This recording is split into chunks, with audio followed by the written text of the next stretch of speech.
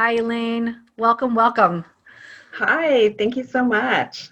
I am really, really looking forward to chatting with you. This is such a fascinating topic. Well, thank you. I'm excited, and I always love sharing this perspective also. Yes, Yeah. yes. So for folks who are listening and or watching, I learned of Elaine through a mutual Facebook group that we belong to for fertility folks. And I learned that fertility shamanism is a thing. And I was like, whoa, I need to talk to this person right away. So here you are. And thank you so much for your graciousness and meeting with me. I think that was only like a week ago that happened. So Yeah, of course. Thank you so much for the opportunity. looking so forward to it. Let's get started. So if you can just start with, before we get into like the stuff that I'm so excited about, can you just tell us like a little bit about yourself, like a little mini bio, who you are and how you came to do the work that you do and what you do? Sure. So I'm Elaine Lopez Bogard. I call myself a fertility shaman because I look at the emotional and spiritual root causes of fertility issues, recurrent pregnancy loss, and even birth trauma. So just looking at the deeper aspects of why and what is going on. And so, that's what I do. I got started doing this work after I experienced my own pregnancy loss. So back in 2010, I had a pregnancy loss, and then I didn't really share a lot about it um, because I was 12 weeks pregnant when I had my loss. So I hadn't really told anybody I was pregnant, so then didn't tell anybody. I lost the baby. So that created this just feelings of isolation and loneliness and not being understood because I was hiding, right? I was just hiding everything and just shoved everything away. So then in 2014, I began to study holistic kinesiology.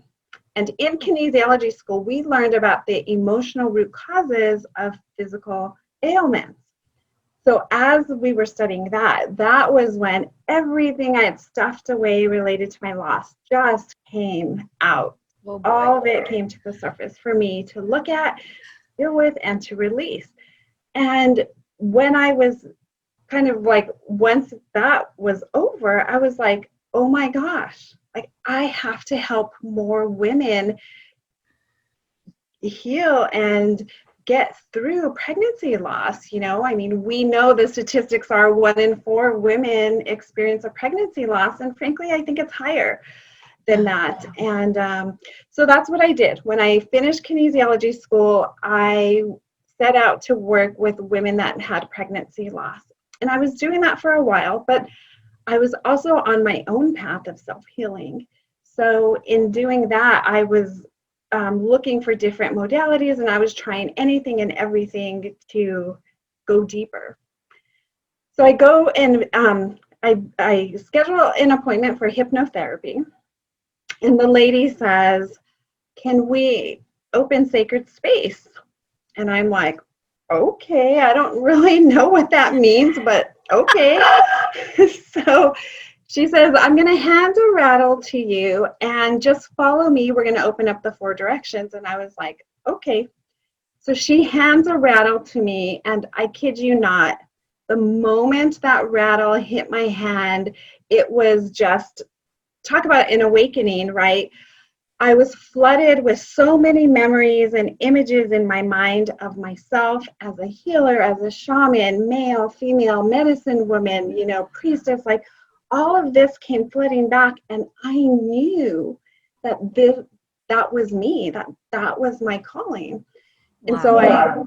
tears are streaming down my face, and I open my eyes and I look at this woman, and I point to the rattle and I say, "This is me." And she said, "Yes." I didn't know she was a shaman in addition to being a hypnotherapist. So then I began to study with her shamanic mentor. So that kind of just started my path of energy healing and the kind of like the mystical way of looking at things. So from there, I studied with a traditional Mexican healer, also a curandera, and then it just opened up so much more, and so much of my remembering came to be. So then in my client sessions, I began seeing spirits and silhouettes, and so often they were the souls of the babies from loss. And then the souls of the babies that wanted to come started to come also. So I was like, wow, this is pretty incredible. So I guess all of this to say it found me, you know, and I was also able to connect with my baby that I lost through miscarriage. Oh, goodness. And I really feel that he is the one who orchestrated all of this, you know, because had I not had that miscarriage, I would probably still be doing my other corporate work, you know, and I wouldn't have found this sense of wanting to help others in the way that I do. So for me, I am grateful for that experience, and grateful that I still have a connection with him.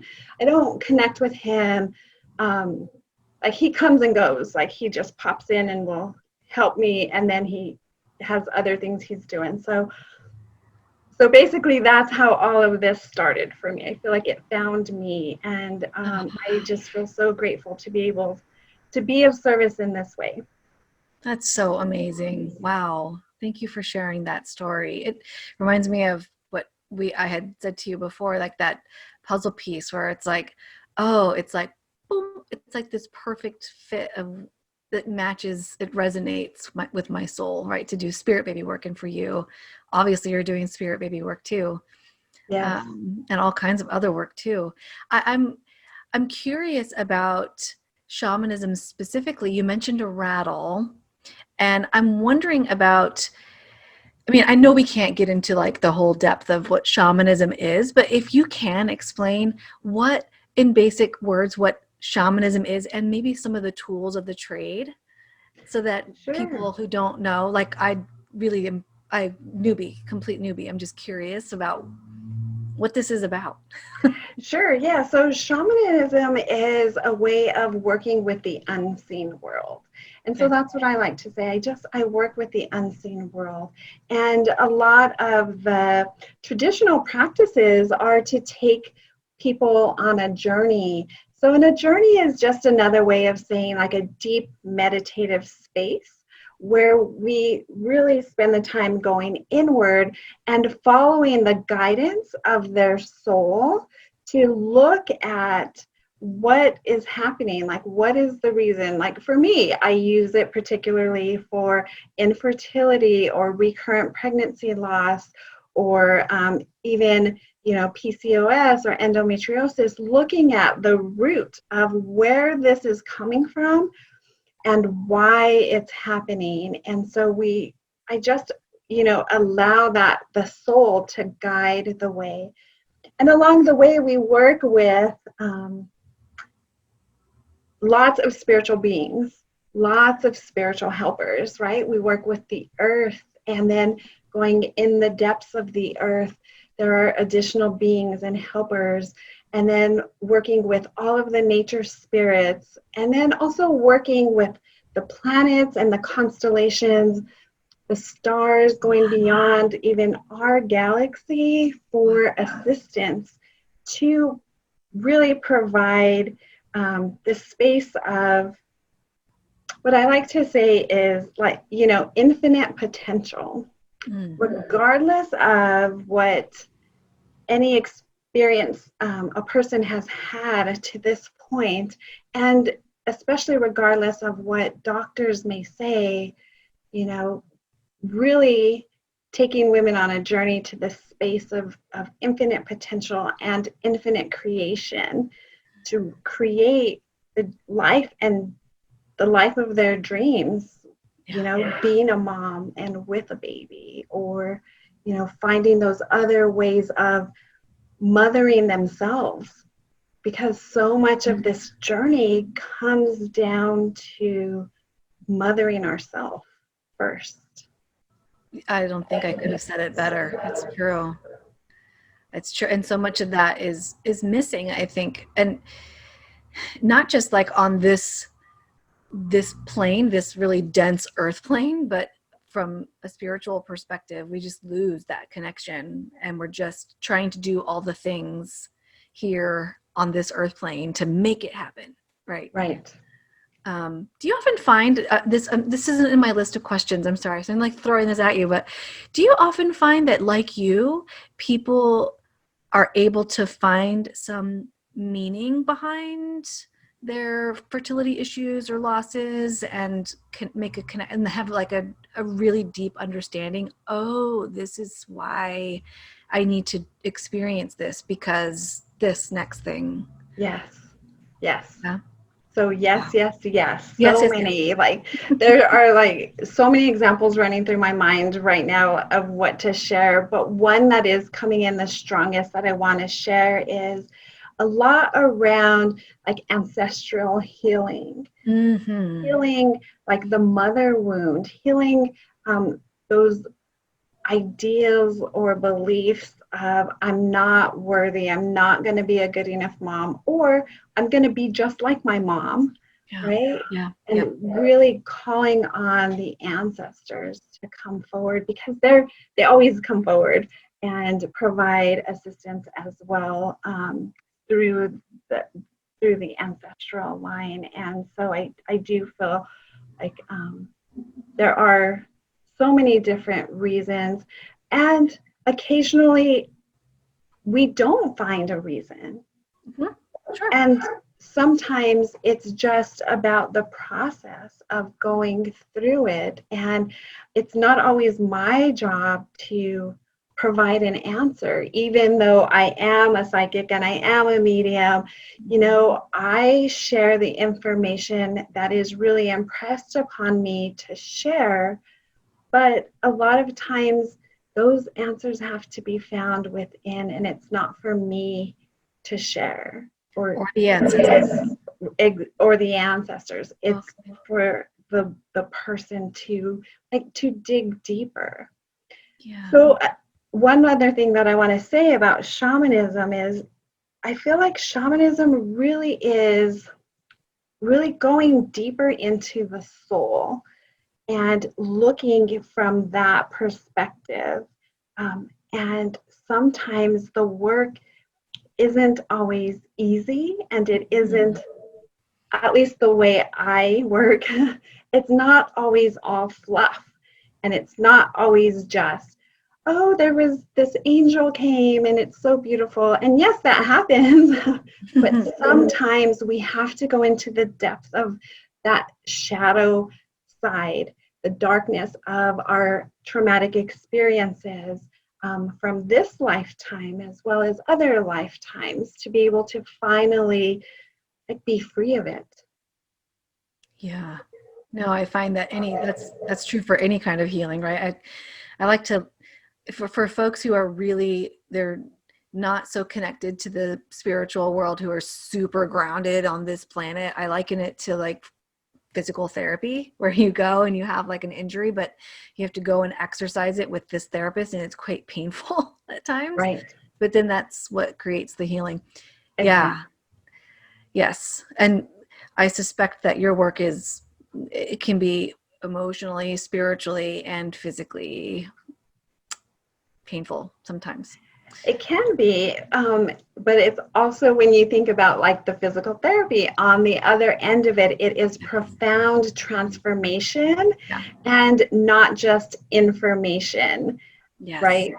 It really does change all aspects of your life, especially to prepare for motherhood, right?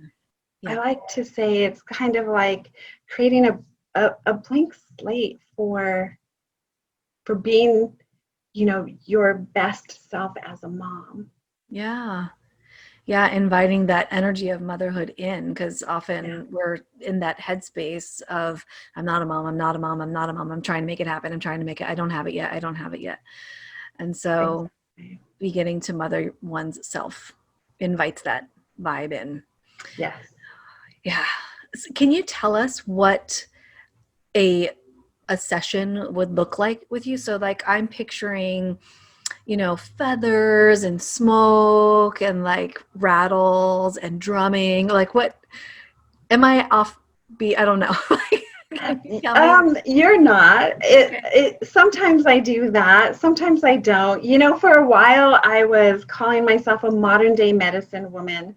Oh, that's Because, cool. yeah, because I feel like I honor the traditions and the traditions that I was taught by my shamanic mentor. And I do have a rattle and I do use sage. Um, I don't always use them, to be honest, but I mean, sometimes I do. It just depends on what is needed by and for the client. So it varies, but a typical session is those deeper journeys, like I talked about. The client will go into basically a meditative state, and that is where we can access a lot of information to really get to the core of what is needed. And then I think that they're always fun because I never know who's going to show up to the Oh, session. yeah. And so it's always so beautiful. And so I'll give an example. I had a client session yesterday, and like all of the planets came, and the planets were bringing in their own energy, because I found out later my client is really into astrology, Oh and my I God. didn't really understand that, but so that is what really resonated for her. And so because of her connection, that's who came forward. And I'm just the medium for this type of support. So I never really know who's going to come. Of course, setting the intention for the highest and best to assist us during the session, and always making sure that it's safe from any non-beneficial energy. Yeah, also. So when people do you work with people online and in person or Yeah, via phone or? I So they'll do. come in and you will do some meditation to help discover what they actually need, like what their higher self is saying, Yeah, you need this or exactly what their soul is showing me that they need to work on. And we just kind okay. of follow that path of what the soul is showing. So, yeah, just kind of going on this journey with the soul and being guided to work in that way. And then also working with the spirit baby, Yes. right? Whether it's a baby from a loss, if that baby comes forward, or the future baby, also provides a lot of insight and healing as well. I find a lot of times the spirit babies, the future spirit babies, really want connection. And so I just help facilitate that connection. And I mean, sometimes I get really specific information like ovulation dates and months that they're going to conceive. Oh, But wow. sometimes I just get like, nope, there's no words, only frequency to come through. And so that's what I do. I just honor whatever that spirit baby has to say and what they want.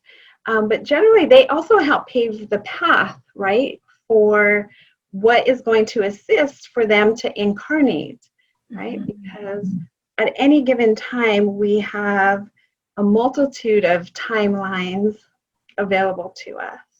And so throughout this process, we look at, okay, where are the timelines that have a baby in it? And how do we get to that timeline to get to the baby? Oh, that is so cool. Yeah, so that's a lot of what I do, is help just collapse those timelines that don't lead to a baby, and then just kind of work that way. That's so cool. So this is like multiverse we're talking about. Like there's Yes. these various, yeah, and you can jump from one to the other. That is amazing. So I get into like people who listen to my podcast or watch the podcast know that I get into like science mind, like very quantum physics, and I like, oh, this is like, you know, the manifesting piece of like quantum physics, right? Like all Exactly. possibilities exist at the same time. So that's how I organize it in my head. But so I like getting others' perspectives too. I like what you're saying too, that you are the medium or the connector between this information. Do you find that your clients already know what you're saying to them and you're just confirming it for them, or is it often new information for them?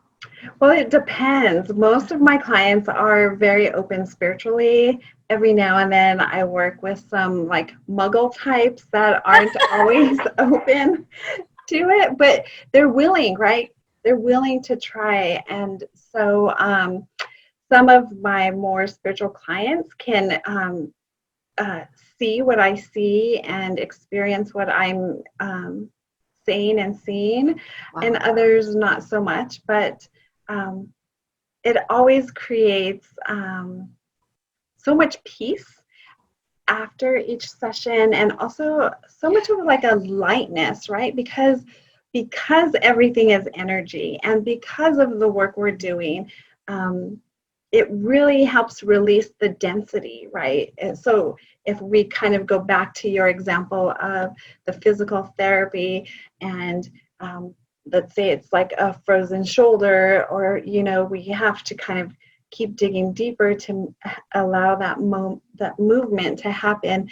We're doing this energetically, so removing that density to create space so that there can be movement within the physical body, the endocrine system, the womb, the uterus, the ovaries, the follicles, bringing in this divine energy into all of those spaces to create the transformation in the actual physical body. I love this. I love talking about energy. This what you're saying reminds me of John of God. You know who John of God is? Yes, I have heard of him. Oh my gosh, he does all kinds of spiritual healing work. Like he calls them spiritual surgeries. It's, Mm-hmm. Yeah. And it's I do see amazing. that happen with my clients also. So, yeah, I do Yeah. see that happen. So, I do Yeah. have You're some like, psychic surgeons on my team that come forward and work on the client. And it's like I literally see them on an operating wow. table, and I see the beings of light come and work on them. Wow. Yeah, so it's really fun. Yeah, and he talks about beings of light too. So I think a more appropriate question for you, Elaine, would be what don't you do? Because you're able to access so much that's out there spiritually Yeah, for to aid folks on this plane. It's amazing. thank you. So, So, oh, go ahead. one thing that I'll say about that is I don't predict the future. Oh, good. Thank you.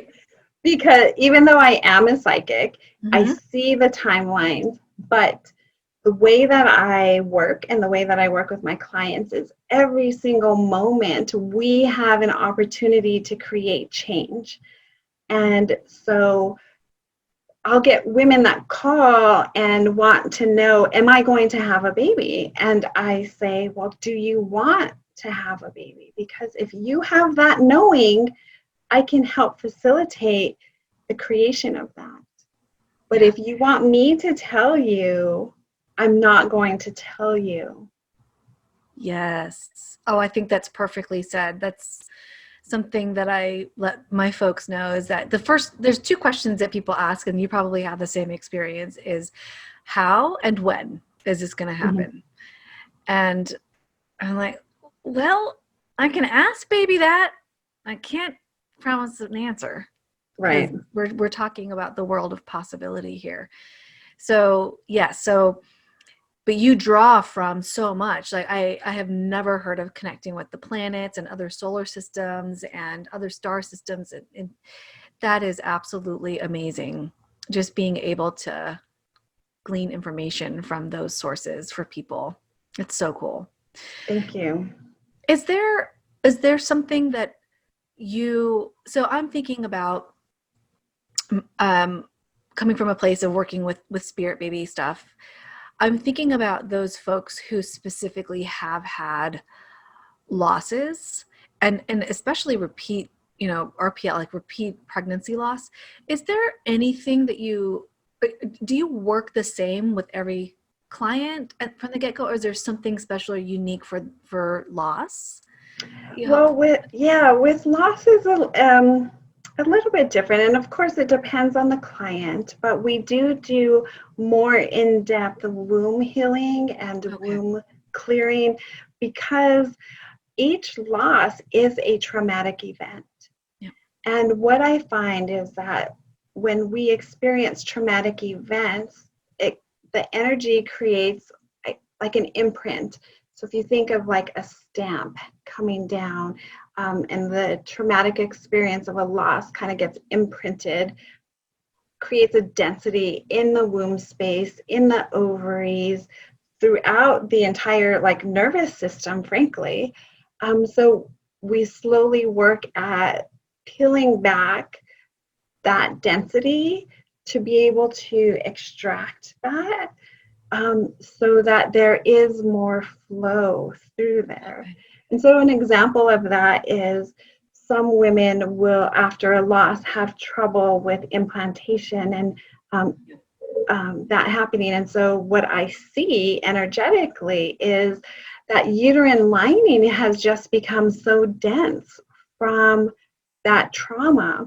So when we work on clearing that energy out, that imprint, then that makes that uterine lining kind of fluffy again so that implantation can happen. So for loss, there's a lot of work around the womb space and also around the mind, because our thoughts become things. Mm-hmm. So when we experience these traumatic experiences and our thoughts create density. So you can think of just the thought bubble, right? But that thought bubble solidifies energetically. And so we have to do a lot of cleansing and clearing around the mind. And that ultimately helps release those repeated patterns and thoughts related to the fear, the shame, the guilt. All of those non-beneficial and negative thoughts kind of get pulled away and extracted as well. Oh my gosh, that's powerful work. It really is. And I mean, and especially women that have experienced stillbirth, right, further along, when they get pregnant again, there's so much fear. And especially when it's approaching whatever week it was that they had the loss. And so to be able to kind of energetically release that provides like freedom, and also like freedom to breathe, right? Releasing all of that grief from the lungs so that they can not only breathe, but they can be free to have that hope. Because a lot of the work is about helping women feel safe to have hope. Yes. Because so many women don't feel safe to have hope. Of course not, right? And there's been such a large trauma. Yeah, that's amazing work. Do you find that folks they feel that sense of freedom or security and safety after only just one session with you? Or is there, I mean, I'm sure everybody's different, but do you have a series of sessions? I generally have a series of sessions, and particularly with recurrent loss, it takes a little bit longer to get through all of those layers of density. But yes, ultimately, they get to a space where they can kind of see the light at the end of the tunnel, and that intensity is not like right here in their face, right? It's kind of over to the side. It may not ever completely go away, but it's not, they're not being controlled with it right here in front of their face, if that makes sense. Yeah, no, that makes total sense. It reminds me of somebody yesterday. I had a session with them, and she said something about, yeah, I can move through my day, but it's just like this cloud, and it's like weighty. It's a weighty cloud. So like I'm walking around with like this weight on all day. And what you're describing reminds me of that, just like right here. It's like right here, always reminding me that, I had this trauma and it's heavy, and I still try to have a decent time during the day, but that's always there. Mm-hmm. Exactly. Right. And then that's where the quantum physics comes in, right? That's where the power of visualization comes in, and the connection to their spirit baby comes in to help them kind of shift gears and focus on that. Yeah. And that really helps. Yeah. My gosh. I can see how you fine tune the session for each individual, because everybody obviously is so different. Mm-hmm. It's like art. I feel like you're an artist. I feel like it. I feel like I'm like a reality weaver, right? Because I feel like, I like that. yeah, because I just draw on these energies and frequencies from all these different aspects, and even, from the earth, and weave into this strength and this resilience to help women to move forward on their path, to really, like I said, create what they really desire. Because it is possible, regardless. Regardless of what doctors say. I've helped so many women that doctors have said, you have less than a 10% chance, less than an 8% chance. Like, I always just tell my clients, well, go ahead and just check that at the door, because we are working with infinite possibilities. And just like the title of your podcast, Miracles Happen, I see it all the time. Me too. Me too. I think the number one thing that comes through when people hear that is, well, that's them and not me. And so helping them move forward to, that's me. Exactly. That's me because I exist. And exactly. it's possible. Yeah. Yeah, what I tell my clients is, all you need is a pin drop's worth of hope. That's it. And that is it. I could work with that. Yeah. We could work with that. Yes. That they're showing up to you in the first place implies that they have exactly the pin drop. So awesome.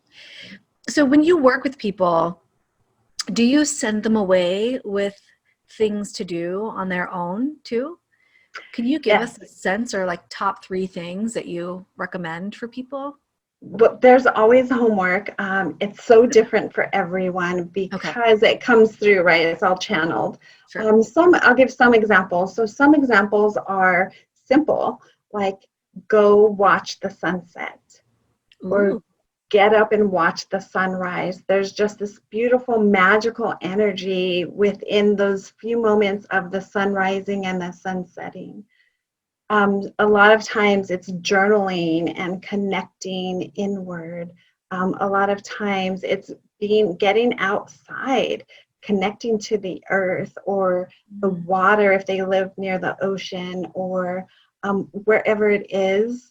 A lot of times it is about connecting to the earth to help them really to get grounded and anchor into like the stability of the earth. Yeah. Oh God, those are great examples. Are those, when you assign homework, is it, you're saying it's channeled, is it ever from baby? Sometimes. Yeah. Yeah. Can you give examples of things babies? Yeah. So sometimes like the baby will give a sign or a symbol to recognize when baby is around, or when baby's not. So sometimes it's a visceral feeling, right? So sometimes my clients can actually feel like a little hand on their shoulder, or maybe it's goosebumps on one side of their body, or something maybe around the back of their neck or their head. And so their homework a lot of times is awareness, to be aware of when you feel that, stop what you're doing and acknowledge that your baby is around, because baby is always around. It's just a matter of us kind of, again, slowing down and going inward, be able to identify that and to have the awareness that they're around. Yeah. Oh my gosh, I love that. It's exactly how I experience spirit baby work. I've actually talked to people about my own experience with my spirit baby, who is a girl, and I have two boys, and she's like, I want to be born. Do you want me to be born? And I'm like, that would be fine. And she's like, you don't want me to be born. I'm like, actually, I'm good with two. I'm sorry. So we like have full-blown conversations, Yes. and people might think that's crazy, but I don't care. I know, it's really not, and many times I work with a lot of like A-type entrepreneurs, and a lot of times the spirit baby comes in and like literally sitting on a fence, like waiting for them to decide. And so then I let them know, like, baby's on the fence, like, it's your decision, your choice. They'll stay with you as a guide, or they'll come in physical incarnation. What do you choose? Yes. And mine is a guide. Sometimes she'll bring in other babies that are a little timid. And and she's happy to be there. She might move on at some point, but she's right there. Yeah. And people, it took me a while to, own that that's a thing. And it is a thing, and it's real. It is. And so encouraging people to roll with it, just roll with it, play, right? Play. Yeah. Yes. And a lot of times it is about that. So another type of homework has been where for people to go buy bubbles and blow bubbles, because that evokes so much joy. And when we're in this joyful state, it's easier to connect and to identify with the baby, but not just the baby, but the possibilities, right? Oh my gosh. Yeah. Possibilities. I think that that's probably like the theme for for today's podcast, because it's so true. I mean, we're all living in the realm of possibility. Everything is possible from this second. It is, moment by moment. Yeah. Wow. Well, I was going to ask you if you have any like words of wisdom. I think that, my goodness, you've said so much wise stuff and like helpful things for folks. Anything that you would like to close with or share? Yeah, I just feel like most important, like what I'm here to do is just generate hope. And I just want to say that if you know you're destined to be a mom, like, trust it and go with that. And it can happen, and it can happen in and when you least expect it, and in a different way, because for some moms it does end up in adoption or fostering or some other way, but it is always possible. Always possible. It is if you so choose. And still others realize, oh, that is not my dream anymore. I need to, not have human children. I need to have a gaggle or like a dozen dogs. I need to create a business. That's my baby, right? So Exactly. I feel like there's always this puzzle piece thing. Just exactly. Right. Yeah. And coming back to mothering yourself first. Always. And that will help guide your way faster than any fertility shaman or psychic or spirit baby medium. Go within and trust your own soul and allow that to guide you. I love it. Elaine, thank you so much. I really appreciate your information, your wisdom, and your insights. And I hope this is helpful for our listeners today. Yes, I hope so too. Thank you so much for the opportunity. It was so much fun. Sure thing.